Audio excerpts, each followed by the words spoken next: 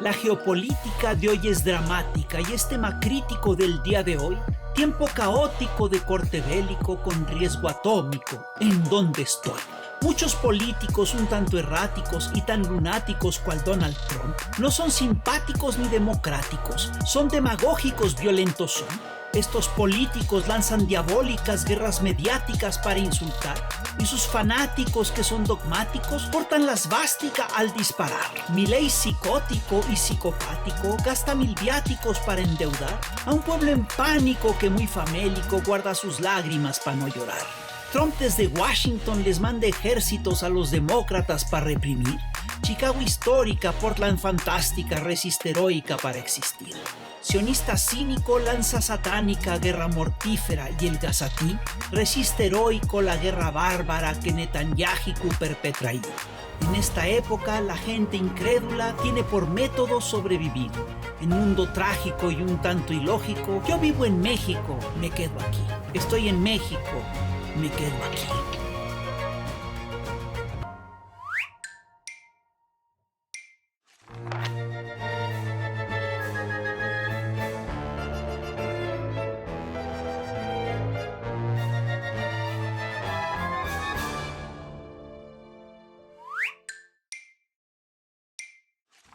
Bueno, la historia de Unamuno es muy trágica en muchos sentidos porque él era rector de la Universidad de Salamanca, él apoyó de muchas maneras el movimiento fascista. El golpe de Estado. El golpe de Estado.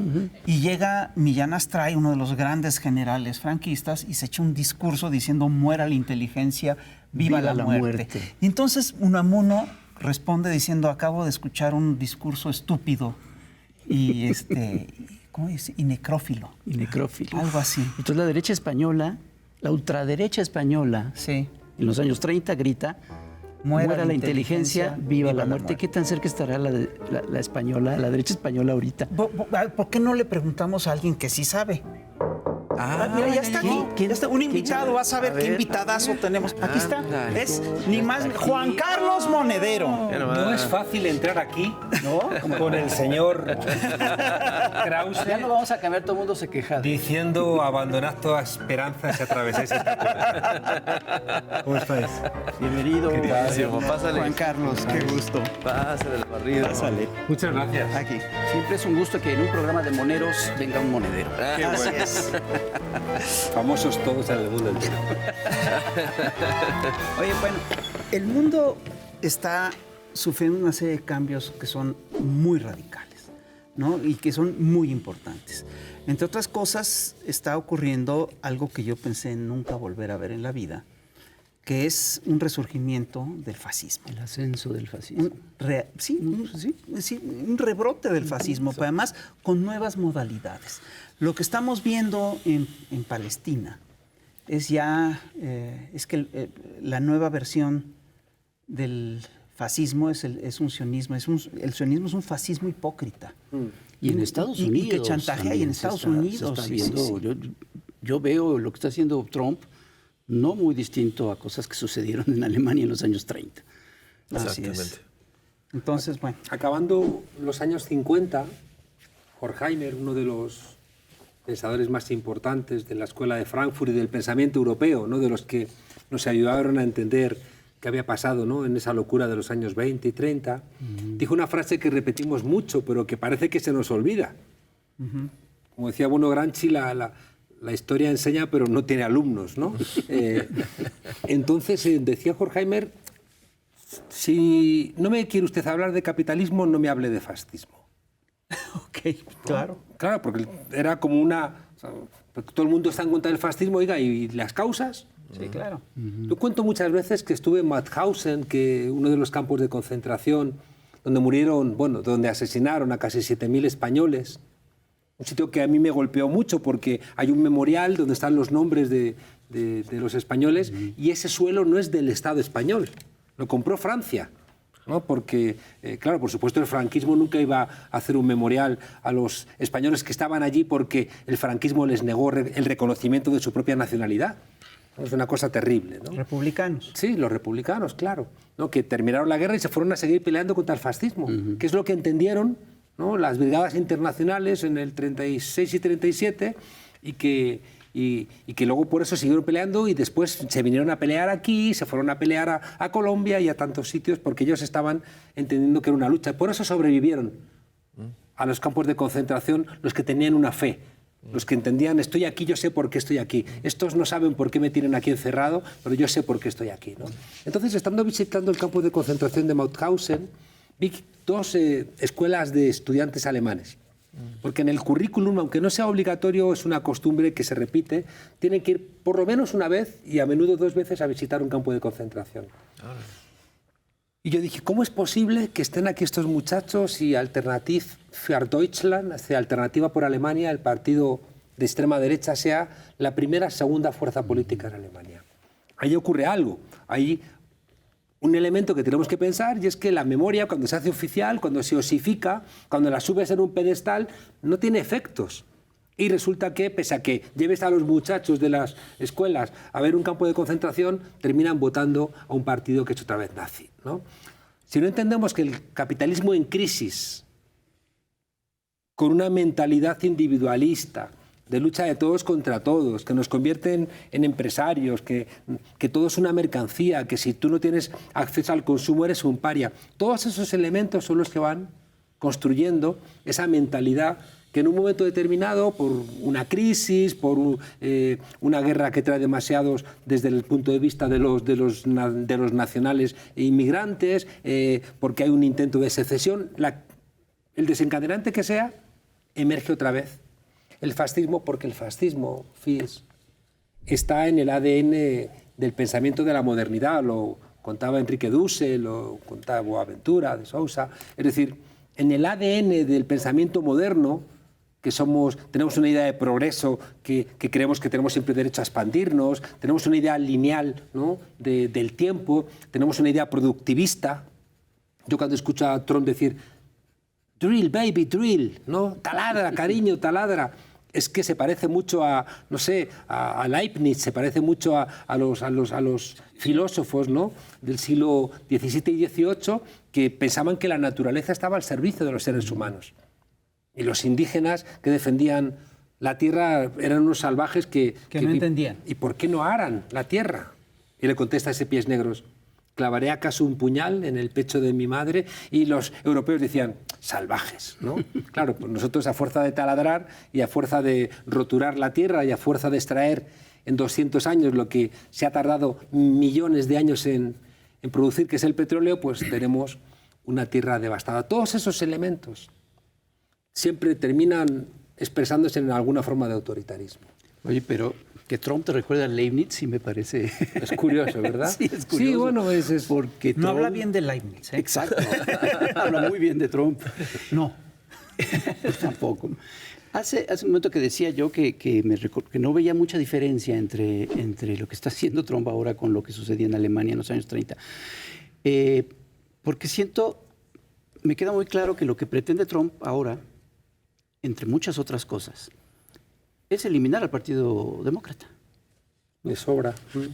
Hitler logró cancelar los partidos. Sí, sí. ¿Tú crees que lo logre Trump?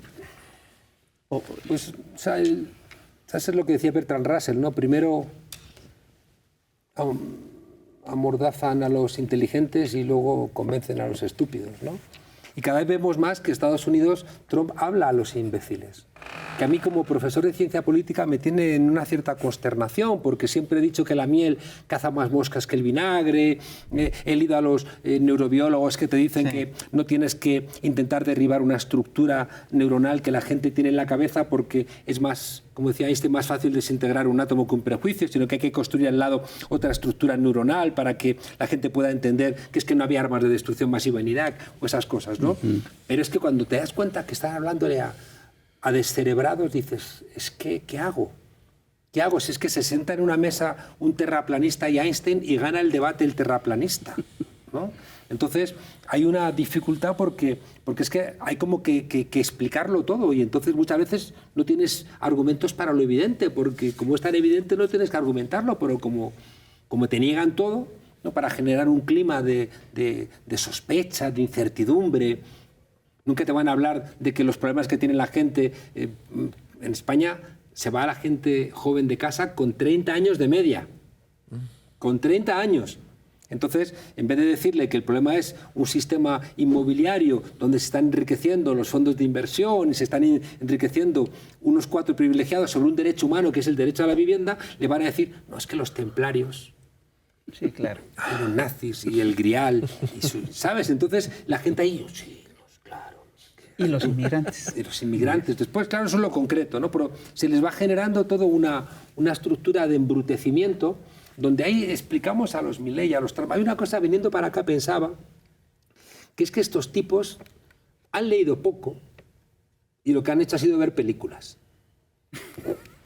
Entonces, pero es que, no sé si sabéis... No, ¿Cómo? Películas gringas. Sobre todo Por supuesto, gringas, para ver películas de países subdesarrollados. Y programas de televisión. Aquí en esta casa, de Tintán, de Cantinflas, ¿cómo van a ver esas cosas? Y ¿no? programas de televisión. Claro, reality shows de la gente que se pone los cuernos y que se gritan y que tú te acostaste con no sé quién. O sea, todo como entretenimiento que apela a una parte que tenemos los seres humanos, que es la parte más gorila y la parte más, que es la parte envidiosa, la parte jerárquica, la parte lambiscona. Todo eso lo tenemos todos los seres humanos, pero también tenemos la parte positiva y por eso es interesante crear estructuras sociales donde te ayude a que te salga tu mejor parte, no la peor parte. Cuando George Bush, que tanto daño hizo, ¿no? Es que llevan una rachita estos señores, ¿no? Dices, a ver cuál es el más bruto de los presidentes. Al final el último hace bueno al anterior, que dices, es que parece imposible que hubiera uno peor, pero si viene uno y detrás de Trump puede venir otro todavía peor. Ay, no. Sí, como no. Puede venir, Sí, no sé, claro. Sí, hay. Sí, puede venir todavía uno peor, ¿no? O sea, más enloquecido, ¿no? Entonces, George Bush, que fue el que, recordáis, el que mancilló a Naciones Unidas, que tendríamos que cuidarlo como un niño, ¿no? Porque es verdad que no funciona, es verdad que es una caricatura, eso sí que es una caricatura de la realidad que debiera ser, pero es que no tenemos nada mejor. Y cuando Colin Powell fue allí a decirle al mundo hay armas de destrucción masiva en Irak, Colin Powell estaba asesinando a más de 600.000 seres humanos. Así es. A más de 600.000 seres humanos. Es que se dice pronto. Hay un escándalo hoy porque un loco ha entrado en la sinagoga y asesinó a una serie de gente. Y luego la policía disparando es la que ha matado, ¿no? O sea, el loco ese ha matado a una persona y la policía ha matado al otro y ha herido a varios, ¿no? O sea, que también la policía dices, oye, ¿qué está tenéis pasando? un arma en la mano, o sea, no podéis sacarla con tanta ligereza. Bueno, pues decía que Colin Powell en Naciones Unidas, que fue el que dijo que había armas de destrucción masiva y el que convenció al mundo, ¿no?, de que había que invadir Irak, que había que matar a Saddam Hussein, cuando terminó esa conquista, que después terminaría perdiendo la guerra Estados Unidos, sí, claro. No ha ganado una guerra desde entonces, no ha ganado, entran, rompen, pero luego tienen que irse con el rabo entre las piernas. Sí, por eso Trump decidió cambiar el nombre del Departamento de Guerra, porque él piensa que cuando se llamaba Departamento de Guerra sí ganaban. Cuando se empezó a llamar Defensa dejaron de ganar, entonces ya le volvió a poner el nombre del Departamento de Secretaría de la Guerra para ganar. Es una cosa increíble. Eso me recuerda a una cosa que me comentaba Vladimir Acosta, que había un curita español bautizando a los indios porque no le gustaba que tuvieran esos nombres paganos, ¿no? Y Dios quería que tuvieran nombres cristianos y ya no te llamarás nunca Chiquinquirá, ya ahora te llamarás María, y tú ya no te llamarás más Atahualpa, te llamarás Pedro, ya no te llamarás nunca más Cuauhtémoc porque a Dios no le gusta ese nombre bárbaro, ahora te llamarás Juan. Y los bautizó de todos los indios, como les había dicho que era una fiesta, estaban asando un puerco, un marrano, un cerdo, ¿no? Entonces era Viernes Santo y el cura dijo, ni se os ocurra. No, es Viernes Santo y a Dios, ahora además que ya sois bautizados, que pertenecéis a la grey de Dios, no cometáis este error de cometeros un puerco, comeros un chihuire, ¿no?, que es un roedor, ¿no?, que se comía en la zona y así, como buenos cristianos bautizados, agradaréis a Dios. Vale, Padre. Entonces el curita se va a sus tareas y cuando regresan los indios se están comiendo el puerco, ¿no? Empieza a gritarles, impíos, herejes, enemigos de Dios. Y un indio le agarra el brazo y dice, tranquilo, padre, que antes de comernos al puerco lo hemos bautizado como chihuire. Ya está. Bueno, decía que nos distraemos. Cuando termina la guerra de Irak, Colin Powell y George Bush escenifican el final. ¿Y sabéis a quién le piden ayuda? Al director de Top Gun. ¿Qué? Sí. No. Entonces, claro, ¿os acordáis que aparece... ¿Tony Scott? ¿Quién es? Sí. Creo que sí. Entonces, baja supuestamente de un avión con el casco, de un portaaviones. Es toda la escenografía de Top Gun. Luego se supo que el portaaviones no estaba en Irak, que el portaaviones estaba a 30 kilómetros de la costa norteamericana. George Bush no sabía pilotar un avión, por tanto, aunque parecía que salía del casco, que era todo una gran mentira, ¿no? Entonces, fijaos, hay una película de El asedio, Estado de sitio, con Denzel Washington y Bruce Willis, donde a raíz de unos atentados, pues hay un estado de sitio en Estados Unidos. Y mi sensación es que Donald Trump seguía por esas películas. Sí, Estaba desplegando al ejército en las zonas donde gobiernan los demócratas. Sí. Está, a raíz de la muerte de un descerebrado en manos de otro descerebrado, ¿no? el Charles Kirk, ¿no? Asesinado por otro seguidor del MAGA, del Make America Great Again, le pega un tiro en el cuello. Es que en la tradición de Estados Unidos siempre se lo pegan en la cabeza, ¿no? Además es torpe y se lo pega en el cuello. No. Es más preciso que le haya pegado en el cuello. Sí, es más eficaz. Es mucho más eficaz. No hay salvación. Sí, no hay manera. No, porque cortas de tajo la corriente. ¿La yugular? Sí, no. Es lo peor. Pues yo pensaba que había Es sido mucha más torpe. precisión. No, es mucha precisión. impresionante. Mira, qué listos. Bueno, el caso es que cuando asesinan a ese tipo enemigo de cualquier idea sensata que tienen los seres humanos, empiezan a echarle la culpa a la izquierda. Sí, claro. Y hay un tipo que ahí nos enteramos que lo había indultado Donald Trump, un tipo de los que había entrado en el Capitolio con un grupo, planteando que había que reconstruir el grupo, que había que aplicar las leyes del siglo XVIII contra los inmigrantes. Es decir, que en la lógica de estos tipos, que ya digo que es una lógica cinematográfica, yo veo más Estados Unidos pues como el cuento de la criada, ¿no? Donde hay una parte de autoritarismo contra las mujeres, pero luego hay un autoritarismo contra cualquiera que proteste. Y sí que lo veo factible, porque es como la doctrina del shock que decía Naomi Klein. Es decir, la gente está en shock, la izquierda está en shock. Es que te meten en la cárcel, es que te golpean, es que te maltratan, los policías son gorilas con derecho a hacer cualquier tipo de barbaridad, está lleno de chivatos, que es una cosa que producen los fascismos, ¿no? Los chivatos, la gente que los soplones. Los soplones, ¿no? La gente que denuncia al vecino, ¿no? Y que luego dirá, yo no sé nada. Sí, eso quiere decir que sí podemos estar peor. Es decir, si el personaje que mata a Charlie Kirk estaba más a la derecha de Charlie Kirk, o sea, pensaba que Charlie Kirk estaba moderado, ¿no? Sí podemos estar peor. Que sabes que la tostada se cae por el lado donde está la mantequilla, siempre al suelo, ¿no? Y como decía Stanislav Lem, que con una frase muy cínica, no esperemos demasiado del fin del mundo, ¿no? Pero cuidado, porque eso invita al dicho español, cuando pienso que me voy a morir, tiendo la manta en el suelo y me echo a dormir. O sea, si todo está fatal, pues me voy a echar una siesta. Y hay que invitar a la acción, no invitar a la resignación. Y nosotros vamos a invitar a un corte de estación, no sin antes ver a La Chamuca, Cintia Bolio, y regresamos. No se vayan.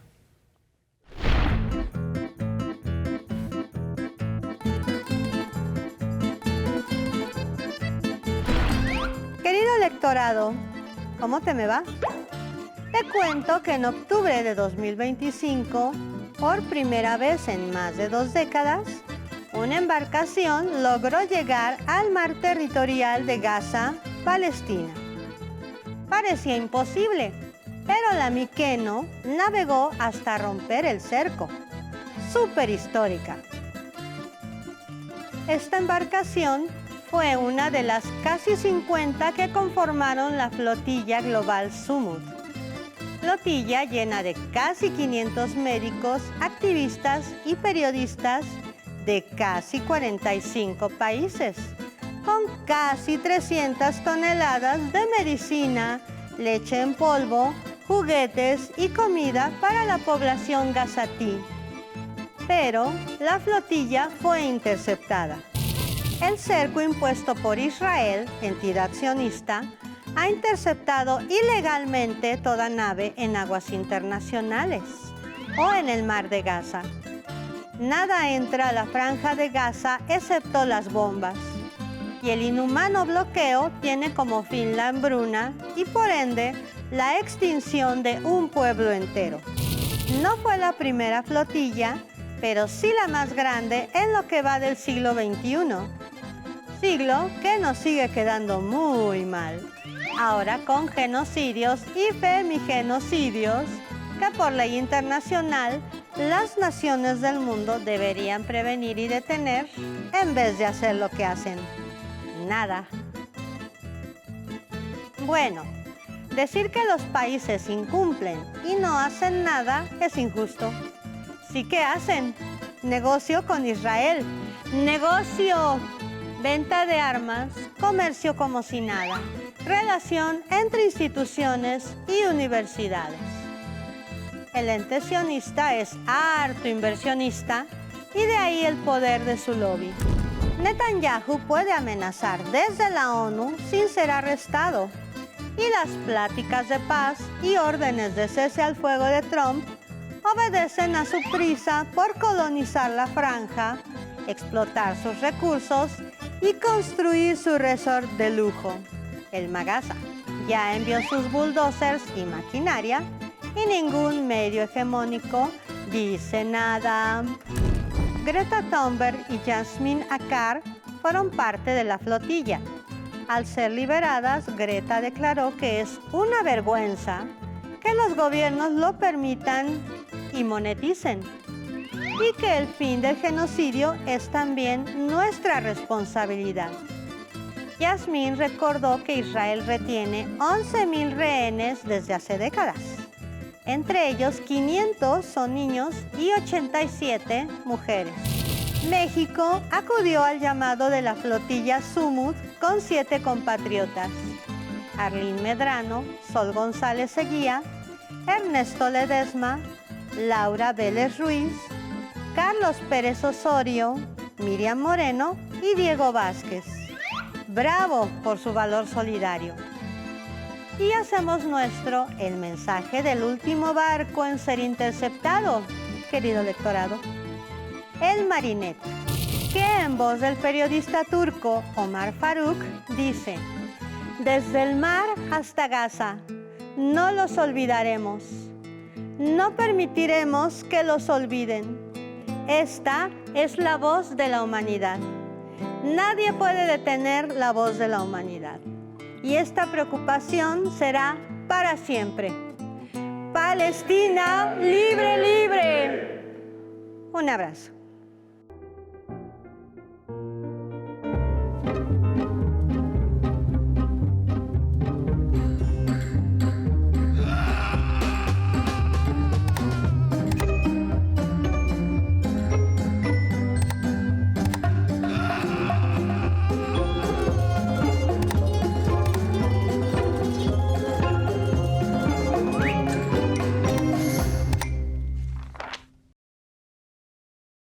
Y seguimos aquí en el Averno platicando ni más ni menos que con Juan Carlos Monedero.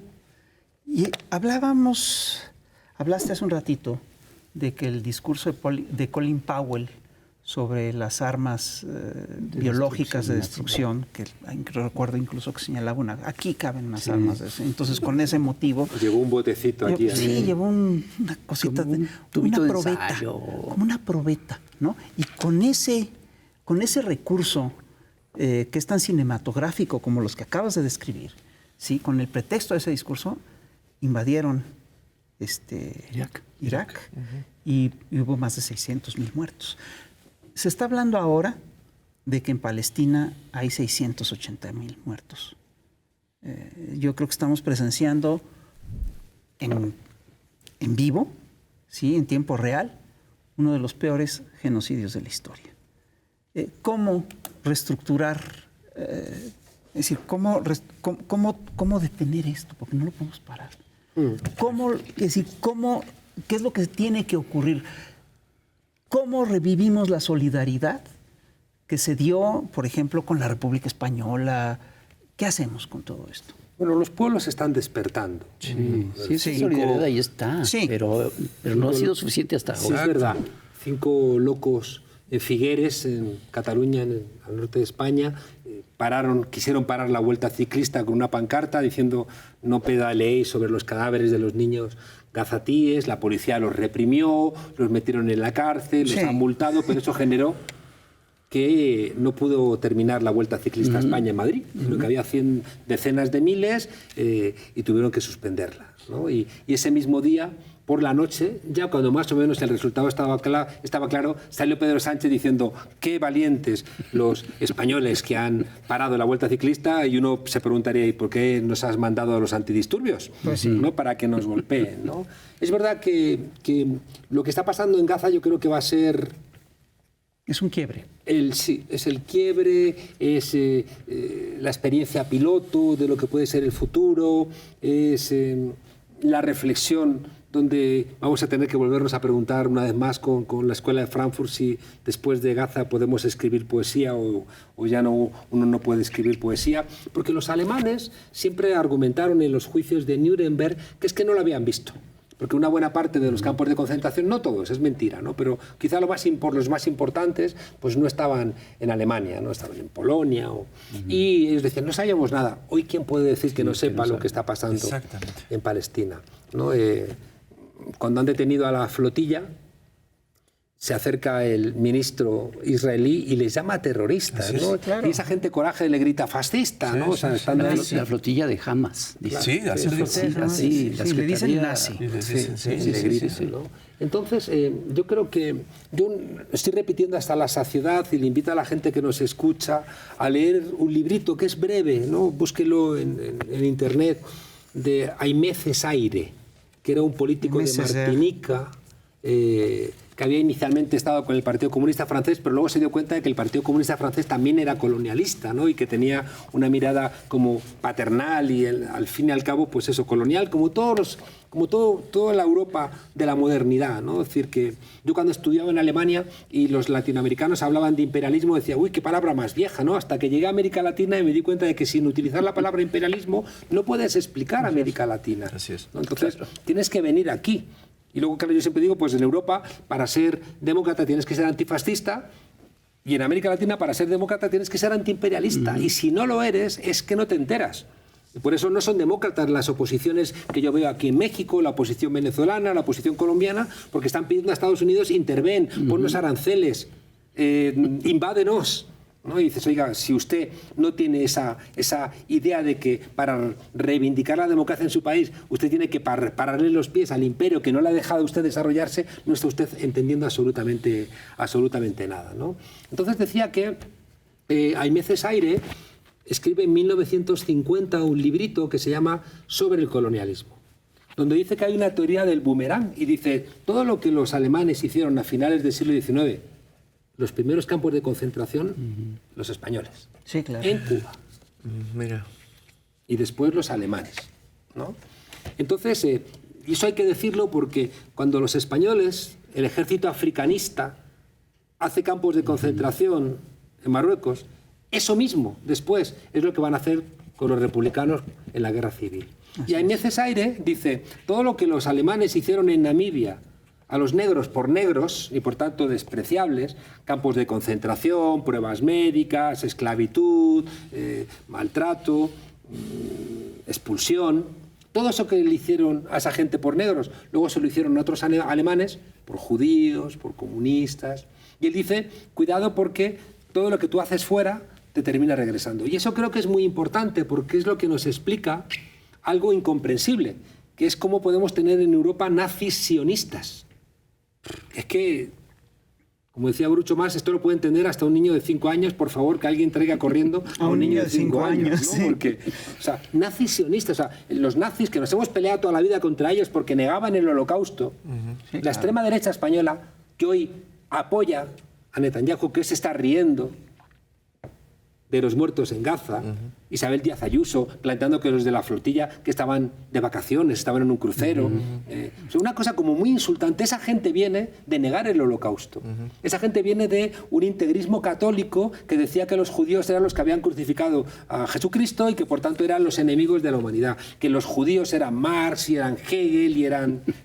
Sí. Todos los enemigos que habían construido la amenaza a la civilización occidental. Y hoy esa gente se ha hecho de repente, de la noche a la mañana, se han hecho sionistas. O sea, la gente que decía que, no sé, que el niño con el pijama a rayas era un libelo judío de los enemigos de la democracia, o que decían que, ¿cómo se llama la película esta de La vida?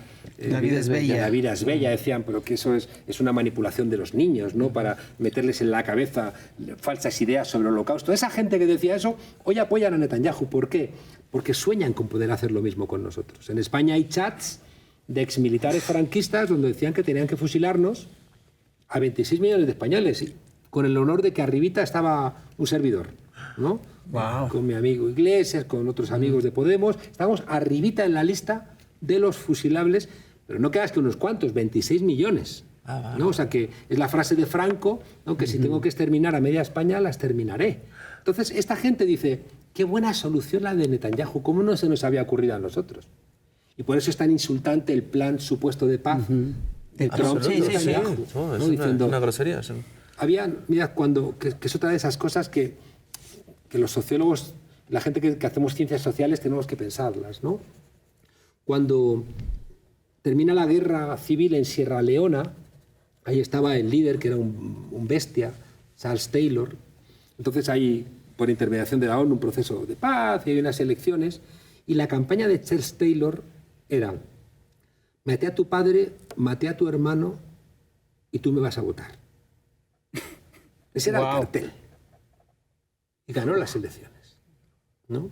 Es decir, que la extrema derecha te inyecta el miedo y en la parálisis terminas aullando con los lobos para que no te devoren, ¿no? Es como la frase de Trump. Yo ahorita podría matar. En la Quinta Avenida. Podría ponerme a disparar en la Quinta Avenida. No Y la pasaría gente va a nada. votar por mí. Claro. En eso lo dijo en la primera. En la primera, campaña, sí. pero igual. Igual. No, Sí, perdón, Pues igual. no. Y pasó. Igual. Y ahora está más grueso. Sí, sí, sí. Está más Y la loco. pregunta que decías, ¿puede anular al Partido Demócrata? Sí. Es que se puede hacer cualquier cosa. Mira, si miráis documentos de hace 3 años de cuando se llamaba el Departamento de Defensa, ¿no? De Estados Unidos, todos los documentos militares hablaban frente a China de un mundo basado en reglas. Es decir, que había que respetar las reglas y los chinos no respetaban las reglas. Toda esa construcción de que los chinos copian todo, no pagan derechos, esa idea de que China como tramposos, ¿no? Y que, por ejemplo, había documentos que cuando China quería reivindicar su mar territorial era una agresión.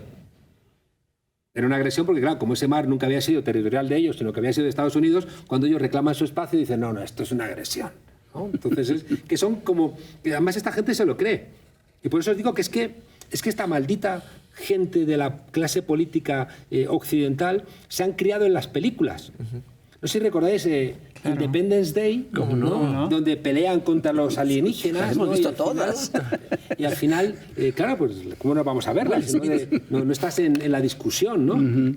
Entonces, cuando terminan un vaquero derrotando a los alienígenas, el tipo pone la bota cowboy en el platillo volante y dice, y a partir de ahora, el 4 de julio, será el Día de la Humanidad.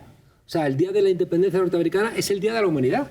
O sea, y estos idiotas que pueden decir esa frase y que se la creen y que no hay ningún supervisor de guiones que digan, esta estupidez no puedes escribirla aquí, ¿no? O sea, ¿cómo se te ocurre no poner aquí esta imbecilidad, ¿no? Si no la ponen y dices, sí. No, el supervisor de guión dice, ahí la sugiere. No, la frase. perdón.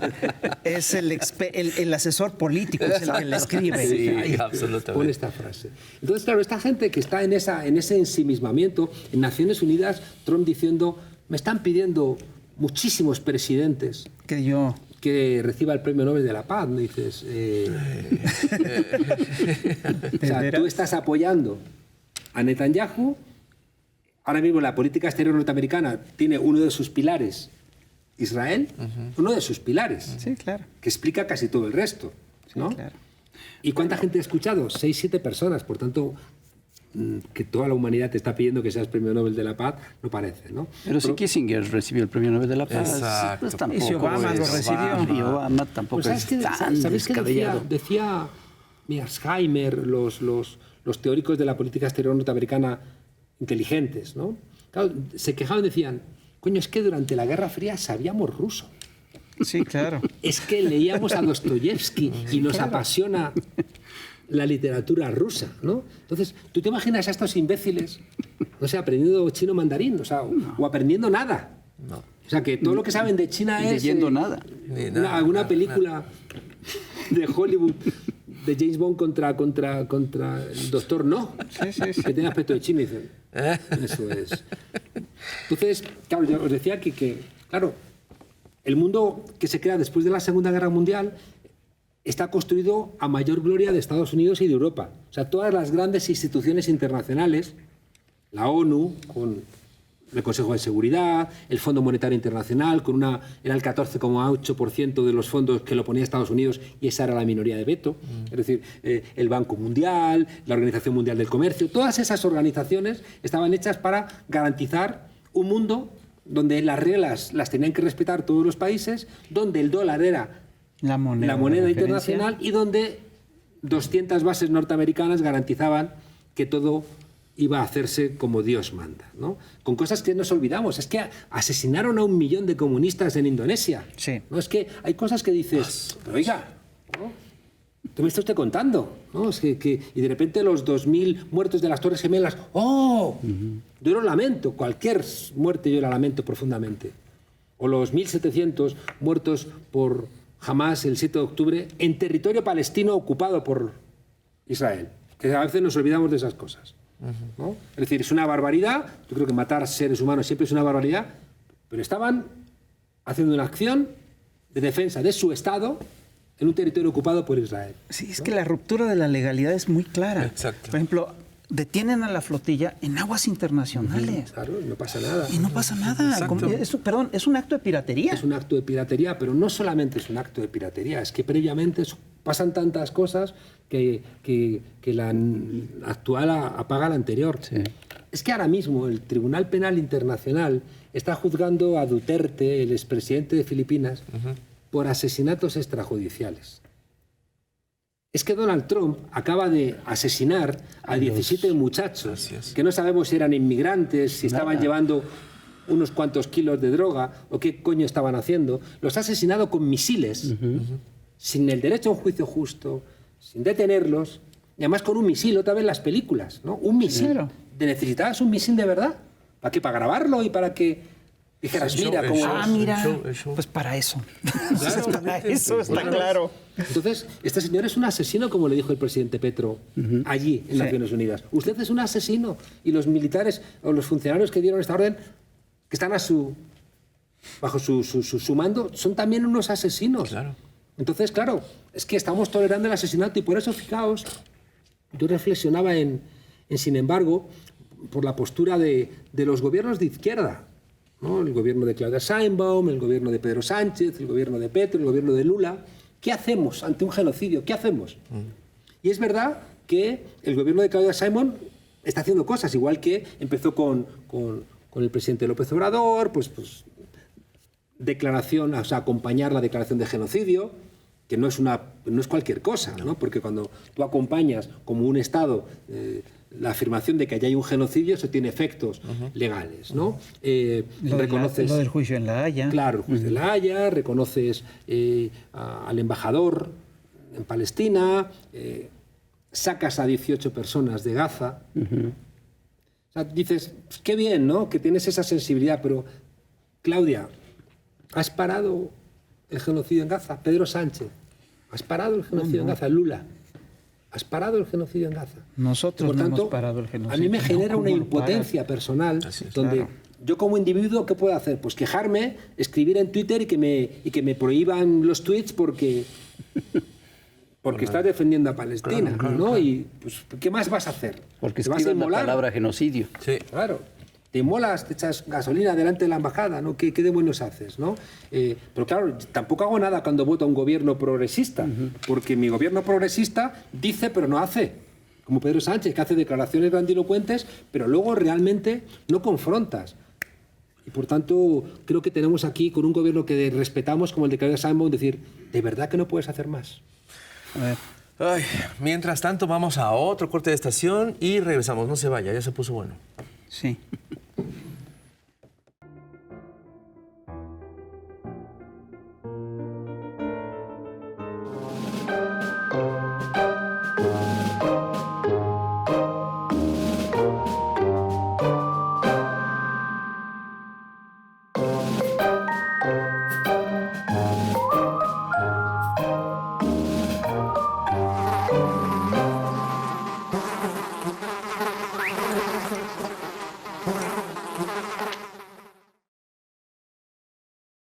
Y seguimos aquí en el Chamuco TV platicando con Juan Carlos Monedero y yo te quiero plantear la siguiente idea.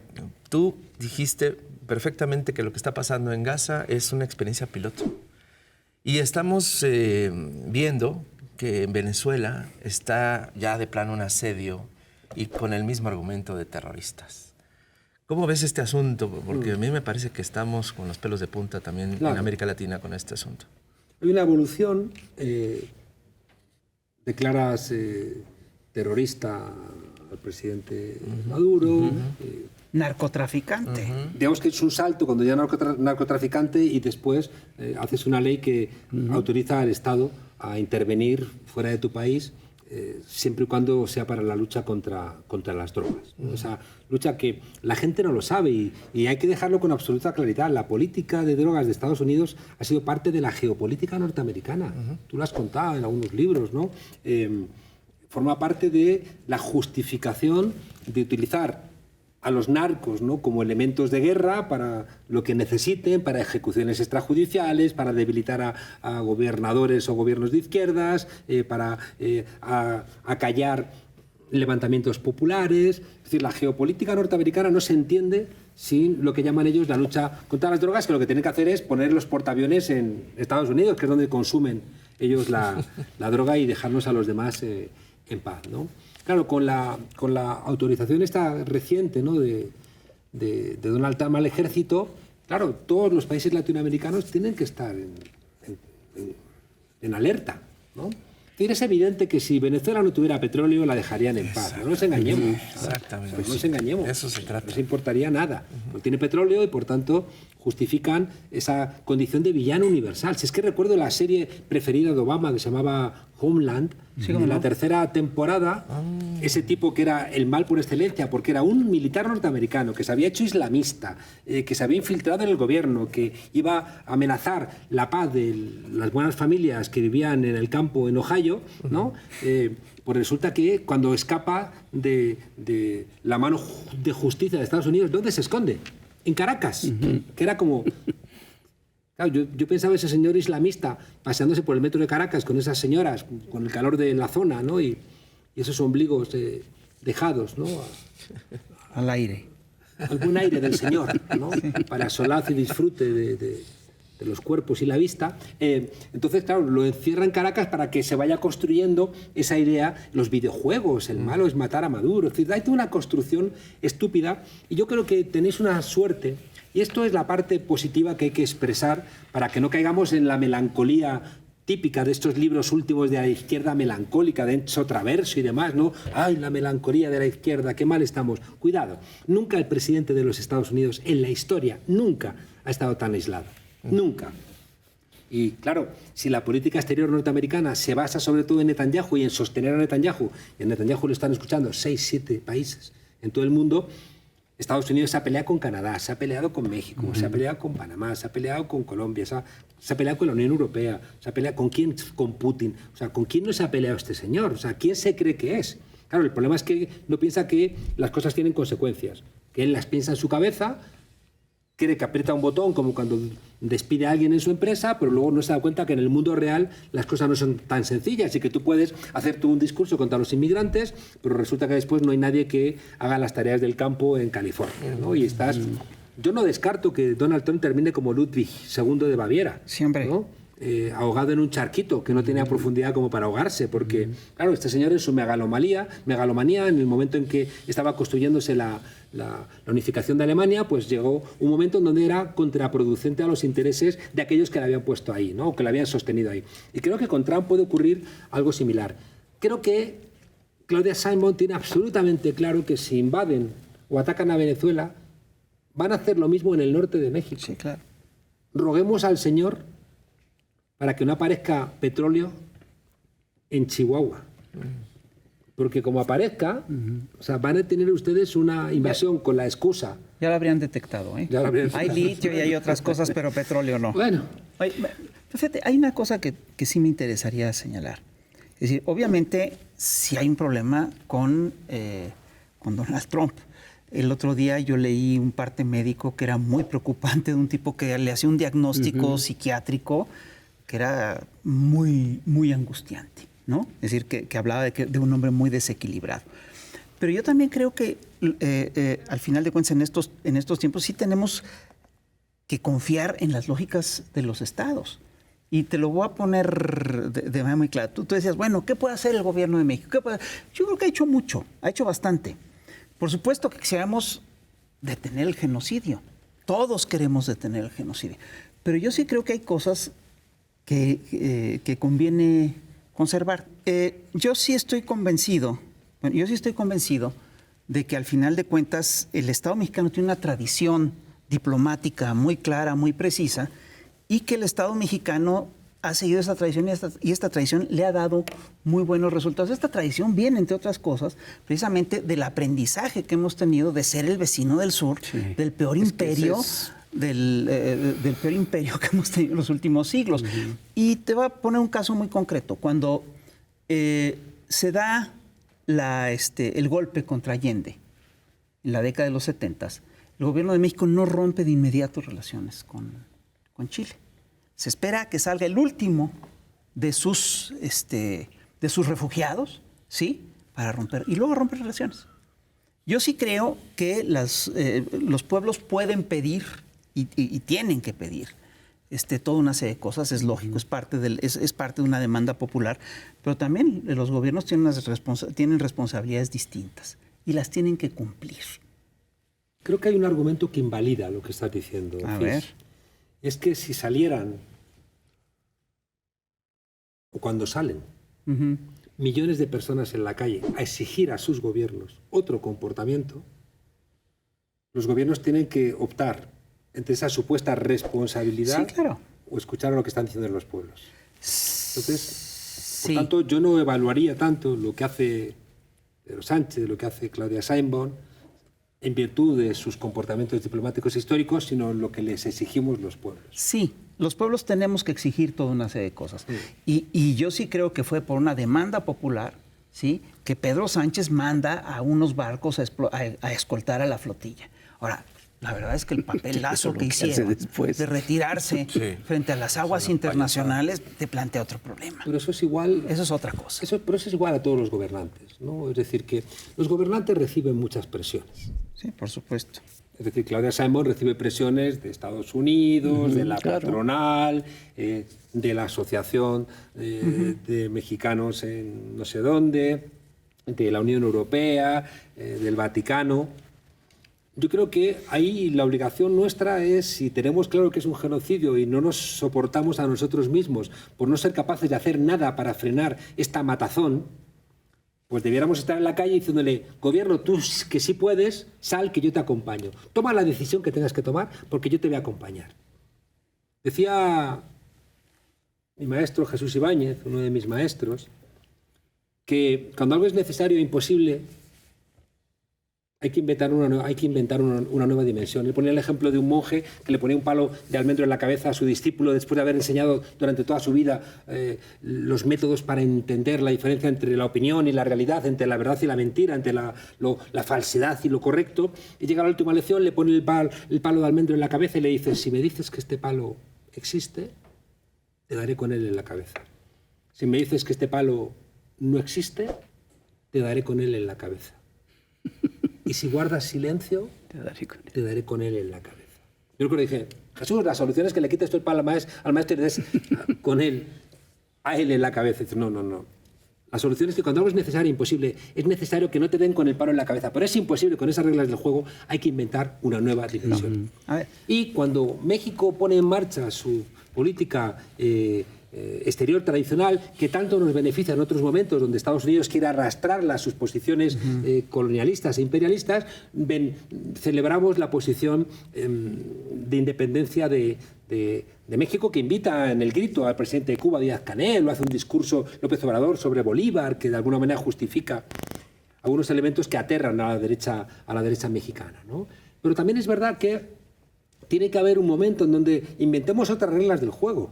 Y solamente cumpliendo los elementos diplomáticos no lo haces. Al final, yo la sensación que tengo es de fraude. Cuando el presidente de mi país manda un barco... Bueno, ahí sí hay una sensación de fraude muy manda un barco para acompañar a la flotilla, para defender la vida de los españoles que van ahí, pero cuando de repente en aguas internacionales donde no tiene jurisdicción Israel. Sí. Dicen, nos retiramos, pero tú entonces eres un fraude, es mentira lo que estás diciendo. Sí, claro. Es mentira, no estás haciendo absolutamente nada, ¿no? Entonces, No, estás engañando. por eso me parece que es que veamos lo que ha hecho Colombia. O sea, Colombia había roto relaciones diplomáticas en el 24, bueno, pues no pasa nada, porque en la Unión Europea, cuando uno ve ese abrazo que le da Lula a Petro, yo creo que todos los colombianos dicen, si no tenemos embajada, los brasileños nos van a defender. O nos van a defender los mexicanos. O sea, no pensemos que es tan dramático que no haya una embajada. Él rompe en el 24 las relaciones y estos días pasados expulsa a los 40 diplomáticos que estaban en la delegación consular, 4 de ellos con estatus diplomático, ¿no? Y rompe el Tratado de Libre Comercio. Y dices, ¡qué locura! Bueno, qué locura si se queda solo. O sea, y yo la pregunta que le haría a todos nuestros gobiernos es, ¿qué más necesitáis? Hacemos como Chamberlain, que va en el 38 a apaciguar a Hitler, y ya en el 39 dices, ¡ay! Ya cuando invade Polonia y empieza la Segunda Guerra Mundial, ¡ay! Pendejos en el 36, cuando da el golpe de Estado Franco con la ayuda de Mussolini y de Hitler, y la Segunda República dice, dadnos armas, y los franceses dicen, ¡ay no, porque tengo elecciones y me va a perjudicar que Sí, claro. yo mande armas! Pendejos que después os invadieron Sí, claro. por no defender a la Segunda República. Entonces, volvemos a lo de Aimeces Aire. Yo diría, ¿qué más necesitamos, FIS? ¿Qué A más ver, necesitamos yo te voy a decir que para creo que hacer lo necesitamos. máximo que podamos? A ver, yo creo que lo que necesitamos, entre otras cosas, es reactivar la solidaridad internacional como se reactivó en la lucha contra el fascismo. Claro. Y eso no solamente es un trabajo de los gobiernos hacen cierto trabajo, pero perdón, son los pueblos los que tienen que hacer todo ese trabajo. Y eso lo ha planteado Petro. Y se está activando, ¿eh? ¿Y qué es lo exacto? Se está activando. Es lo que se está haciendo. Se está activando, pero falta todavía. Pero- Y entonces, acuérdate lo que decían los sudafricanos, a mí me encanta, en tiempos de Mandela. Si pongamos al pueblo en la dirección correcta y los políticos se verán obligados a encabezarlo. Claro. Bueno, entonces lo que sí tenemos que hacer es expandir la conciencia sobre la barbaridad que está ocurriendo en Gaza, la amenaza que implica para todos. Y eso es lo que hay Pues que... si sacamos las conclusiones correctas es el gobierno de Claudia Sheinbaum está haciendo lo correcto en tanto en cuanto no haya millones de mexicanos en la calle Ok, diciéndole sí. ve por otro rumbo, ¿no? Y en ese sentido Petro ha hecho una cosa que le ha retirado la visa de Estados Unidos, Bueno, ¿no? Que también es como dices, pero tú, si está Naciones Unidas en Nueva York, tú no tienes derecho a quitarle la visa a nadie. Es lo que decíamos antes de que ya no hay un mundo basado en reglas. Y además por un delito de expresión. Sí, Exacto, sí. Además, al lado de Roger Waters, si hubiera sido al lado de Miguel Bosé, yo lo entiendo, ¿no? Pero... Oye, Julio Iglesias, eso yo lo entendería, pero al lado de Roger Waters, de Pink Floyd, por favor, ¿no? Juan Qué Carlos, desfiguro. a mí me Pero gustaría... antes que hagas la pregunta, porque es muy Sí, importante sí, que no nos sí, olvidemos sí, de sí. esto. Petro ha llamado a unas brigadas internacionales. Petro ha dicho, hagamos un ejército con el voto de 3/4 partes de Naciones Unidas, que sea una fuerza de paz armada. Y que de alguna manera tenga ese impulso popular. claro. ¿no? Que eso también es lo que Una fuerza de explica paz armada. porque yo creo que no van a invadir Estados Unidos, Venezuela, porque hay 400.000 militares, hay un pueblo que está entrenando, se ríen. También os ríais de que los de Vietnam eran bajitos Sí. y pequeñitos. ¿no? Sí. Entonces, cuidado porque creo que eso generaría también una oleada de solidaridad en todo el continente, ¿no? Entonces, por eso digo que tenemos que estar muy atentos, el continente está en disputa, es verdad que nos están gobernando locos que tienen aspecto de dementes. Uno ve a Milei y dices, pues este señor lo que hay que hacer es ayudarle, ¿no? O sea, hay que La camisa de fuerza. hay que ayudarle para que no se haga daño, ¿no? Entonces, Donald Trump, o sea, Abascal, un tipo en España, ¿no? Que no hizo el servicio militar y todos parecen que se formaron, no sé, en la jungla de Vietnam peleando contra el Vietcong. O sea, son todos unos personajes grotescos. Bolsonaro. O sea, son personajes que los ves y dices, uff, Díaz Ayuso, la escuchas, ¿no? Hablando a la presidenta de la Comunidad de Madrid, dices, esta señora no tiene nada en la cabeza. Es una señora que está llena de ira, de odio, de mentira, de desprecio, de inhumanidad, ¿no? Entonces, Tiene los ves y algo, dices, pero no es bueno. no, es como, son como psicópatas. Sí. ¿no? O sea, los ves y dices, no tú son eres una como. psicópata. Son psicópatas. Murieron 7.291 personas en las residencias Sí. en Madrid durante el COVID, porque esa señora impidió que los que tenían seguro público y no privado los mandaran a los hospitales. Y es verdad que a lo mejor hubiera muerto un 20%, pero se hubieran salvado otros. ¿Quién eres tú para condenar a muerte a 7.291 personas. O sea, ¿Cómo hiciste eso? ¿Cómo pues esa es la gente que nos gobierna, ¿no? Y por eso yo creo que también hay momentos, compañeros, moneros, que los pueblos tienen que empezar a asumir otro tipo de responsabilidades. Así es. Hay una cosa que me llamó mucho la atención leyéndolo, la discusión cuando el Senado, que se presupone que son los valedores de la Constitución mexicana, mandan una ley prohibiendo la irretroactividad, aplicando irretroactivamente leyes. Es decir, es como si aquí saliera una ley que dijera, los que hayan estado con los moneros en el Chamuco tendrán una pena de 7 años de cárcel. Oiga, es que yo no lo sabía, ¿no? O sea, la irretroactividad es un principio esencial del derecho. Y en el Senado no lo sabían. ¿Por qué? Porque no hay una discusión constitucional. Tenemos que regresar al debate de los grandes lineamientos de nuestras democracias. Hay que abrir procesos de debate constitucional. El pueblo tiene que volverse a implicar. Si no, ocurre cuando aplicas la ley como cuando le preguntas el teléfono al celular y ya no te sabes ningún número de teléfono de memoria.